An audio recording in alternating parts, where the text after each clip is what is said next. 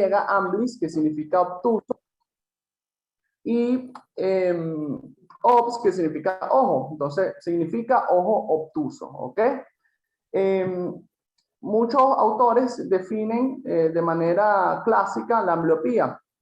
Por ejemplo, el Julio Prieto Díaz, que es un libro de estrabismo, define la ambliopía como una visión disminuida de un ojo sin que se pueda observar alteraciones del globo ocular que la justifique. ¿Ok? Otros libros, como el Kansky, que es un libro de oftalmología general que todos conocemos, define la ambliopía como una disminución unilateral o bilateral, que es más rara, de la agudeza visual mejor corregida debido a una privación de la visión o interacción binocular anormal, que no se justifica por ninguna patología ya en el ojo o en la vía visual. ¿Ok? Más adelante el Kansky constituye que si no existe una lesión orgánica, una diferencia de agudeza visual mejor corregida de 2 líneas o más es sinónimo de ambliopía. ¿Ok? Sin embargo, esta doctora que se llama Silvia Moguel es una doctora neurocientífica, además es médico estrabólogo, dedicada en estos últimos años al estudio de la ambliopía y su efecto. Ella define o da un concepto más general de lo que es la ambliopía. Y ella refiere que la ambliopía no es nada más esa disminución de 2 líneas o más entre un ojo y otro, sino es una alteración de la binocularidad, es un daño cerebral con una inhibición neuronal donde hay una falla sináptica, hay una falla bioquímica, por lo tanto hay falla en la integración, en la comprensión y en la conducción de la imagen, que son áreas cerebrales interconectadas y que afecta tanto al aprendizaje como a la inteligencia y al adecuado desarrollo de la persona. Esto quiere decir que la corteza visual, que es la última zona de la vía visual, donde se hace consciente realmente el proceso de percepción de una imagen, no está aislada. Ella no está sola, botada por allá, sino que está interconectada además con otras áreas neurosensoriales, como la inteligencia, como el aprendizaje, que son también áreas que necesitan visión para poder hacer plasticidad neuronal, ¿ok? Y poder desarrollarse, ¿ok? Entonces, a partir de esto surgen 2 conceptos grandes. Surgen el concepto de ambliopía orgánica y ambliopía funcional, ¿ok? Vamos a ver por acá, que se me bloqueó esto acá. Okay. Entonces, la ambliopía orgánica se refiere entonces a un daño per se, cuando hay ambliopía por un daño per se del globo ocular o una alteración en el globo ocular, ¿ok? Que me causa ambliopía, un daño estructural del globo ocular, y la ambliopía funcional era esa ambliopía clásica que todos definieron anteriormente, ¿ok? Entonces, bueno, para entender la fisiopatogenia, tenemos que tener claro, obviamente, o repasar lo que es la vía visual, que comienza en la retina y termina en la corteza visual. O sea, comienza en los fotorreceptores, con las células bipolares, las células ganglionares, a través del nervio óptico, llegan al cuerpo geniculado lateral, y esas células del cuerpo geniculado lateral, esas neuronas, hacen sinapsis o en la corteza visual. ¿Ok? Aquí tenemos representado a mano derecha la laminación de ese cuerpo geniculado lateral.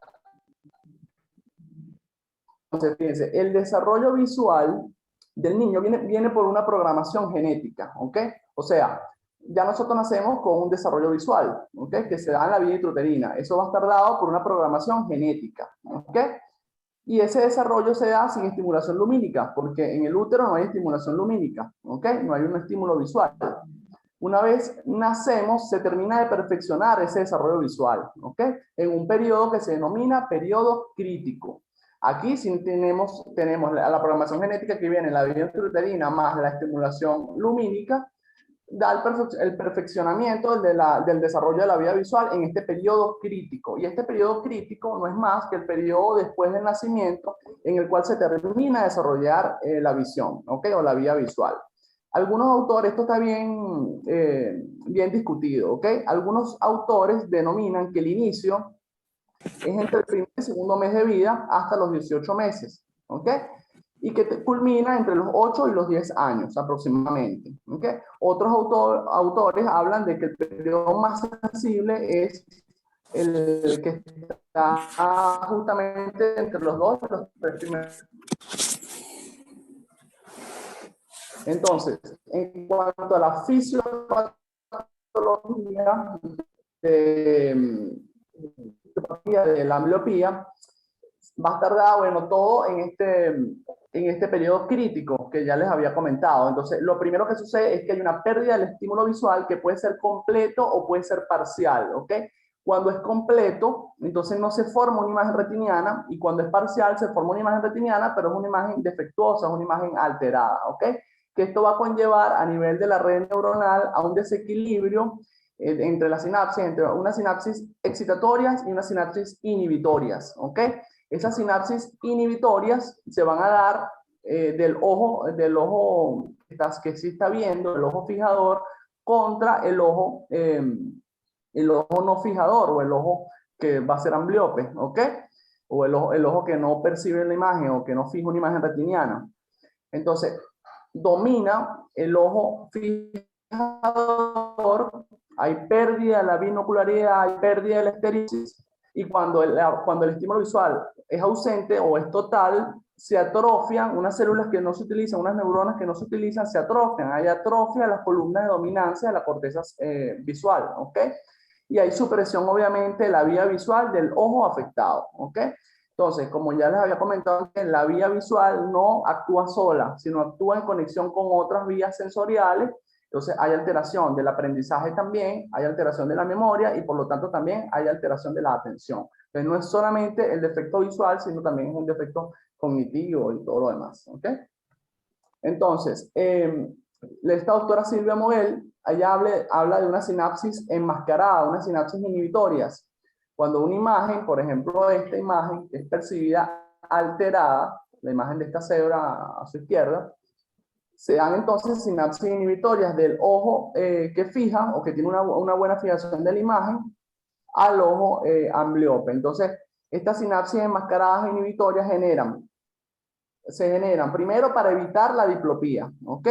Evitar esa diferencia entre las dos imágenes, ¿ok? Las dos imágenes superpuestas o las dos imágenes dobles. Y aumentar la sinapsis del mismo ojo, potenciar la sinapsis del mismo ojo fijador, y por lo tanto, bueno, como algo extra añadido negativo, es que también se activan estas sinapsis inhibitorias, también activan otras vías neuronales relacionadas, como las que haber ¿okay?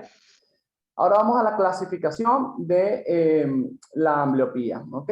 Entonces, podemos clasificar la ambliopía según el grado de agudeza visual. ¿Y por qué es importante clasificar la ambliopía según el grado de agudeza visual? Bueno, porque tiene una importancia clínica, porque dependiendo de esta clasificación, nosotros podemos ajustar más adelante el tratamiento, ¿ok? Y se clasifica en leve, moderada y severa. La leve es una agudeza visual de 20-40 aproximadamente, la moderada es una agudeza visual entre 20-40 y 100, y la severa mayor a 20-100, ¿ok? Y el otro tipo de clasificación es según el factor causal, y encontramos la primera que voy a describir, que es la ambliopía por privación visual o por deprivación, también denominada en otros autores, ¿ok? Aquí hay una ausencia total de la percepción o del estímulo visual, ¿ok? Es total, y por lo tanto, por lo que ya les había explicado fisiopatológicamente, si hay una ausencia total del estímulo visual, se va a atrofiar las células de la corteza de dominancia ocular de ese ojo, ¿ok? Entonces hay una ausencia total del estímulo visual por un bloqueo, algo que no permite que el estímulo visual llegue a la retina, ausencia de formación en la imagen retiniana, como ya les expliqué, bueno, y atrofia de las columnas de la dominancia ocular en el ojo no fijador, ¿ok? Entonces, ¿cuáles son las causas más frecuentes de ambliopía por privación visual o por deprivación? Las cataratas congénitas es una, ¿ok? La ptosis unilateral, no la bilateral, porque en la bilateral el niño tiene una posición compensadora, entonces trata de subir el mentón para que poder fijar la imagen retiniana, entonces por lo tanto es la ptosis unilateral, los hemangiomas o los tumores del párpado, ¿ok? Y obviamente esta, y no menos importante, que es cuando se inicia una terapia, o se instaura, mejor dicho, una terapia oclusora, que no está bien, que no hay un seguimiento médico adecuado, entonces por lo tanto también se amblopiza, por esa oclusión también se amblopiza, por esa oclusión inadecuada, se amblopiza el ojo, que en un principio era el fijador, ¿ok? El otro tipo de ambliopía, según su causa, es la ambliopía por estrabismo. Y bueno, resulta que los estrabismos, dentro del 15% de los estrabismos, No, dentro del total de los estrabismos, el 15% producen ambliopía, ¿ok? Las más prevalentes son las endotropias que las exotropias, ¿ok? Sin embargo, la doctora Silvia Moguel denomina que la exotropia intermitente es una exotropia que hay que tener mucho cuidado porque si es intermitente, es un ojo que constantemente está enderezándose y haciendo exotropia, ¿ok?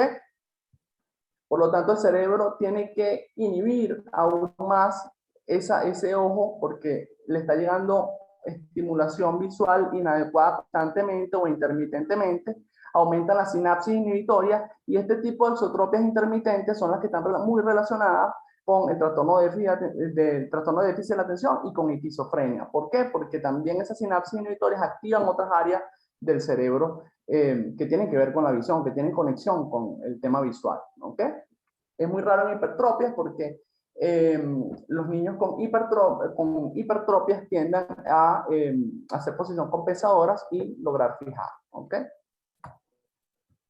Ok, en la miopía por estrabismo es muy clásico, no solo en el estrabismo, pero es muy frecuente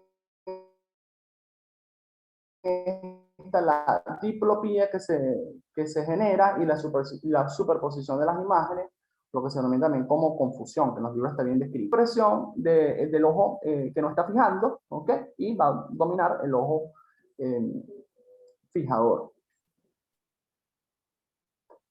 En la otra causa es la miopía refractiva. En la miopía refractiva tenemos tres distintas, ¿ok? La número 1 es la metropía bilateral. Ocurre cuando hay altas ametropías, generalmente hipermetropías mayores o iguales a 4 dioptrías, ¿ok? En la anisometropía o en las anisometrópicas, la ambliopía refractiva anisometrópica ocurre porque hay una diferencia entre un ojo y otro en cuanto a dos elementos importantes, que es la nitidez y el tamaño de la imagen, ¿ok? Entonces, generalmente el cerebro suprime el ojo más amétrope, el ojo que tiene más déficit o refractivo, ¿ok? Entonces, algunos autores denominan que ya con una dioptría de anisometropía se puede estar gestando una ambliopía. Otros dicen que mayor a 3 dioptrías que se empieza a gestar una ambliopía, ¿ok? Porque con una dioptría todavía el cerebro puede compensar, ¿ok? La aniseiconía entre un ojo y otro solamente se puede, solamente el cerebro la puede soportar hasta un 5% entre una imagen y otra, ¿ok? A partir de un 5% de diferencia, el cerebro comienza a hacer un proceso de supresión y por lo tanto, bueno, ambliopía, ¿ok? Las anisohipermetropías generalmente son anisometropías un poco altas, son más intensas que las anisomiopías, porque en la anisomiopía o en la miopía, generalmente la persona puede enfocar de cerca, no tiene una mala visión de cerca, tiene una buena visión de cerca, entonces puede hacer un desarrollo visual. En cambio, en la anisohipermetropía, generalmente por hipermetropías altas, no, ¿ok? Y la otra es la meridional o astigmática, que algunos autores la clasifican aparte, pero si el astigmatismo es una ambliopía refractiva, debe estar acá, ¿ok? Algunos autores denominan que con diferencia de cilindro entre un ojo y otro mayores o iguales a una dioptría, ya se puede estar gestando una ambliopía, ¿ok? La ambliopía orgánica, la habíamos hablado nosotros inicialmente, la ambliopía orgánica es la causada por una lesión que oftalmoscópicamente se puede evidenciar o suboftalmoscópicamente también, ¿ok? Oftalmoscópicamente, ¿por qué? Bueno, porque nosotros los oftalmólogos hacer los estudios de biomicroscopía o de oftalmoscopía, podemos ver la lesión en el globo ocular. Un ejemplo claro de ello es la toxoplasmosis, ¿ok? Y justamente aquí en el área macular, ¿ok? Y la suboftalmoscópica también es una ambliopía orgánica, porque aunque no la podamos ver en la biomicroscopía o en la oftalmoscopía, clínicamente, se puede ver clínicamente porque no hay recuperación después de un tratamiento adecuado. Y lo que quiere decir esto es que lo más probable es que esa ambliopía orgánica suboftalmoscópica esté en la vía visual, ¿ok? Donde no podemos evidenciarla con oftalmoscópicamente o biomicroscópicamente, ¿ok? Otra ambliopía, no menos importante, es la ambliopía por el nixtagmo, ¿ok? Esta ambliopía es bastante discutida porque no se sabe aún si es la ambliopía la que causa el nixtagmo o es el nixtagmo que causa la ambliopía, ¿ok? Es bidireccional, ¿ok? Entonces, lo que sí se sabe es que en un nixtagmo no hay una buena fijación de la imagen y por lo tanto no hay un buen desarrollo visual, ¿ok? Ok, en cuanto al diagnóstico, lo más importante en cuanto al diagnóstico o el ítem más importante que tenemos que hacer cuando queremos diagnosticar ambliopía es la medición de la agudeza visual, ¿ok? Porque, bueno, la agudeza visual es un método que nos permite ver que esté funcionando la vida visual adecuadamente. Si tenemos, aunque sea una agudeza visual eh, confiable, quiere decir que, bueno, tenemos una buena percepción de la imagen, ¿ok? Y que esa imagen se percibe, se enfoca bien en la retina y se percibe bien a nivel de la corteza eh, estriada o la corteza visual. Entonces es el método más confiable para nosotros diagnosticar ambliopía. Entonces, claro, la medición de la agudeza visual va a depender obviamente de la edad del paciente. Entonces, si son lactantes y preverbales, generalmente usamos el fija y sigue y mantiene. De 1 a 2 meses, fija al niño, puede fijar una imagen y de 3 a 4 meses sigue y mantiene la imagen. ¿Ok? Otro de los test importantes para la medición de la agudeza visual es el test de la mirada preferencial. Aquí al niño, bueno, ya esto lo habíamos discutido anteriormente, aquí el niño se le presenta una imagen opaca de un lado y una imagen con unas líneas. Generalmente el niño le va a llamar mucho más la atención la imagen con las líneas y estas líneas tienen un diferente grosor. A medida que se hacen más finas, el niño las percibe menos. ¿Ok? Hasta que, bueno, ya al perder las líneas, ¿ok? Entonces el niño pierde interés por ver ese objeto, entonces desvía la mirada. Entonces, justamente en esa imagen o ese objeto con líneas finas que se le presenta, es la medida de su agudeza visual, o es hasta donde llega su agudeza visual. Cada una de estas paletas tiene una magnitud de agudeza visual, ¿ok? Estas son generalmente cuáles son los valores normales en el test de la mirada preferencial en un niño que se le hace este tipo de test. Al mes, generalmente es normal que el niño tenga entre 20/400 hasta 20 sobre 1600 de agudeza visual. A los 4 meses, entre 20/100 a 20/400 y a los 12 meses, entre 20/80 y 20/300. ¿Ok? Otro de los test no menos importantes es el test de nixtamo optocinético. Aquí, bueno, el niño es muy parecido al otro test en cuanto a la presentación del objeto. Aquí lo que se busca es ver si el niño tiene un reflejo de nixtamo optocinético, que lo tenemos todo, que es cuando se nos presenta una imagen a una velocidad adecuada o una imagen en movimiento en nuestro campo visual y una vez que los perdemos, regresamos nuevamente a fijar otro objeto que se presenta nuevamente en nuestro campo visual, ¿ok? Y eso es lo que se conoce como el reflejo del nixtamo optocinético.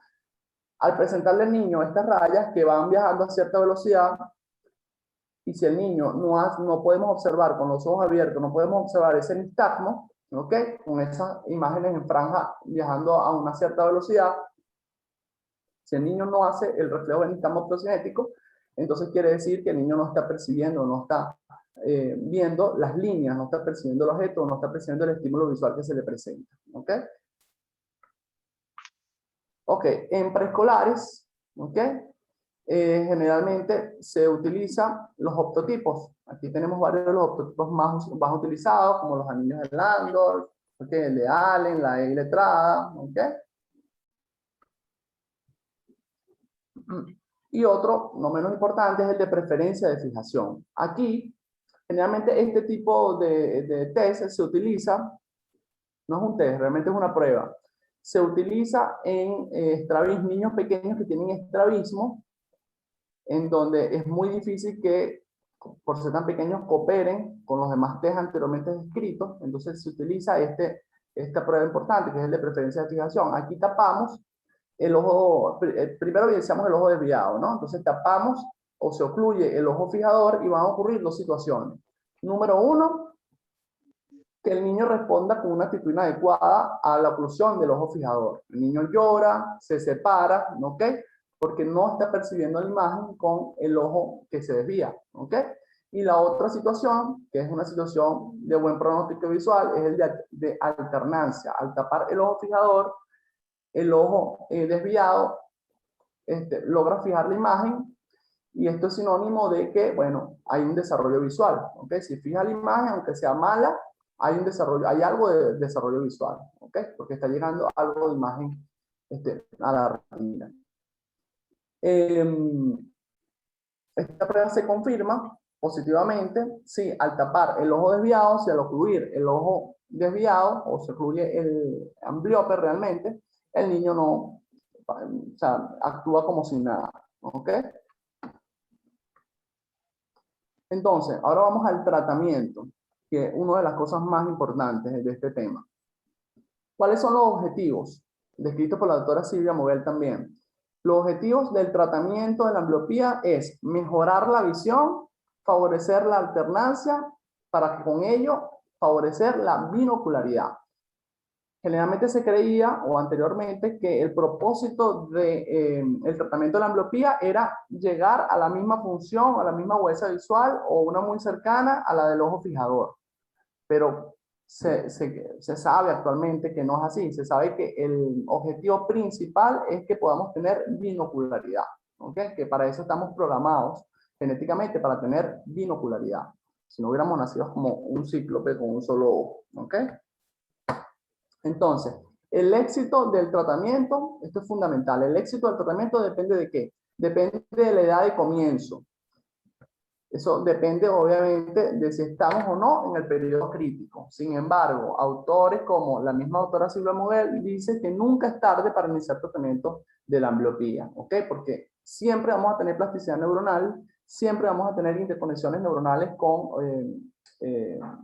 otras zonas cerebrales, y siempre, bueno, vamos a estar generando potenciación a largo plazo, que es una de las etapas de la plasticidad neural, ¿ok?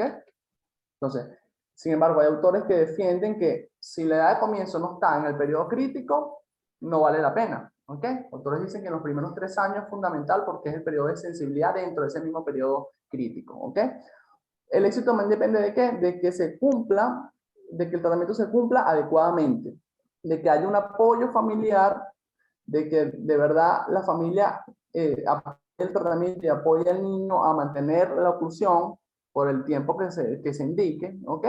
Y obviamente el conocimiento es poder. O sea, si la gente o si el público, los pacientes, los médicos, los pediatras no tienen el conocimiento de lo que puede causar la ambliopía, obviamente no le van a dar suficiente importancia. Y si la persona, bueno, fija con un solo ojo, no hay problema, porque está viendo con un solo ojo, pero resulta que no, resulta que la pérdida de binocularidad también altera otras zonas cerebrales, ¿ok? Y también va a depender del tipo y del grado de la ambliopía. ¿Por qué? Porque por más que nosotros instauremos un tratamiento, por ejemplo, un tratamiento oclusivo de penalización, que más adelante vamos a ver, si tenemos una causa que tiene una indicación quirúrgica antes de otro tipo de tratamiento para desarrollar el estímulo visual, entonces nada hacemos con instalar un tratamiento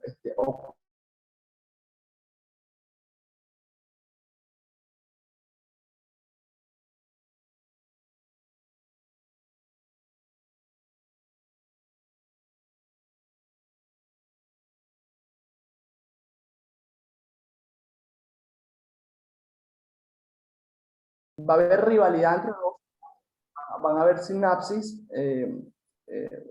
van a haber sinapsis a nivel de la corteza estriada, y se va a empezar a dar el proceso de estereopsia o binocularidad, ¿ok? Entonces, se estimula la fijación del ojo ambliope con muchos tratamientos.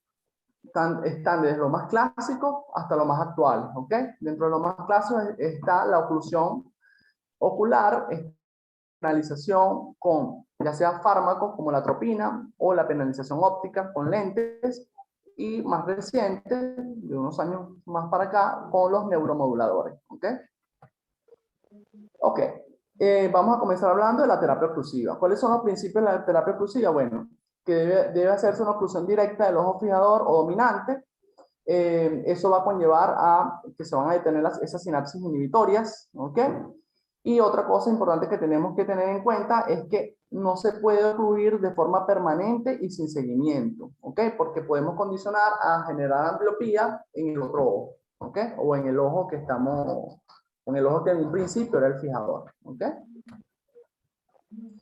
¿Cómo se hace la terapia oclusiva? Bueno, recuerdan que cuando les hablé de la clasificación según la huesa visual de la ambliopía, la terapia oclusiva se realiza dependiendo de esta clasificación, de si es leve, si es moderada o es severa, ¿verdad? Entonces, si es leve, la terapia oclusiva es de 2 horas al día. Si es moderada, es de 4 horas al día. Y si es severa, de 6 horas al día. ¿Ok? A medida que nosotros vamos mejorando la agudeza visual, van disminuyendo las horas. ¿Ok? Una vez alcanzado la agudeza visual esperada, se debe insistir en un periodo de mantenimiento, que es de aproximadamente 2 horas de oclusión al día por 6 meses. Esto es para evitar las recidivas, ¿ok? Una vez pasado este periodo se puede interrumpir, pero se deben hacer evaluaciones cada 2 meses hasta que se culmine ese periodo crítico que algunos autores denominan que está hasta los 8 años de edad y otros hasta los 10 años de edad, ¿ok? Otro de los tratamientos es la penalización, ¿ok? Cuyo principio es disminuir la agudeza visual del ojo dominante o fijador. Se utilizan lentes o se utilizan drogas. En la utilización, o se utilizan combinadas también, ¿ok? En la utilización con lentes es la denominada penalización óptica y en la que utiliza drogas es la denominada penalización farmacológica. Y se utiliza, bueno, básicamente atropina el 1%, una gota, 1 o 2 veces a la semana, ¿ok? Este tratamiento está indicado para ambliopías leves o para el mantenimiento del resultado obtenido por un tratamiento oclusor previo, ¿ok? Entonces, ¿cómo se hace la penalización? De 2 formas. Puede haber una penalización total o una penalización parcial o de cerca. En la penalización total, ¿okay? Va a haber una corrección óptica completa del ojo ambliope, ¿okay? Y se va a atropinizar el ojo dominante. Entonces aquí se va a utilizar completamente o tratar de fijar la imagen completamente con el ojo ambliope, tanto de cerca como de lejos, ¿okay? En la penalización parcial o cerca, hay una corrección completa del ojo ambliope o una hipercorrección alrededor de 3 dioptrías, más atropinización y corrección completa del ojo dominante. ¿Ok? Entonces, utilizamos el ojo dominante para ver de lejos, pero para ver de cerca utilizamos el ojo ambliope. ¿Ok? O el ojo que queremos corregir, para que haya desarrollo visual. ¿Ok? Una terapia un poco más reciente, pero que está bastante estudiada, es la utilización de neuromoduladores, como por ejemplo la dopamina, especialmente la levocarbidopa. Eh, la doctora Silvia Moguel ha estudiado bastante la dopamina, inclusive en su línea de tratamiento, ella indica dopamina en casos especiales, porque la dopamina revierte el déficit de los receptores NMDA. Recordemos que los receptores NMDA son unos receptores específicos en la sinapsis neuronal que captan o que reciben el ligando el glutamato, que es un neurotransmisor excitatorio. ¿Ok? Entonces, revierte el déficit de estos receptores porque en la ambliopía hay pérdida de estos receptores en la supresión y va a empezar a expresar estos receptores nuevamente en las neuronas que ya estaban previamente lesionadas. ¿Ok? Otro de los tratamientos neuromodulador es la fluoxetina, que también se utiliza clínicamente para la depresión. La fluoxetina inhibe la recaptación de serotonina, aumenta los niveles de serotonina y por lo tanto de noradrenalina también a nivel del espacio sináptico, por lo tanto reduce las sinapsis inhibitorias, ¿ok? Y inhibe la supresión por lo tanto, ¿ok? Y una terapia un poco más nueva es la terapia binocular, en donde el fin del tratamiento realmente de la ambliopía conlleva a todo en conjunto conlleva a que al final, cuando ya tengamos el ojo un poco más recuperado, cuando hayamos recuperado más agudeza visual, el fin de esto es que haya una terapia binocular.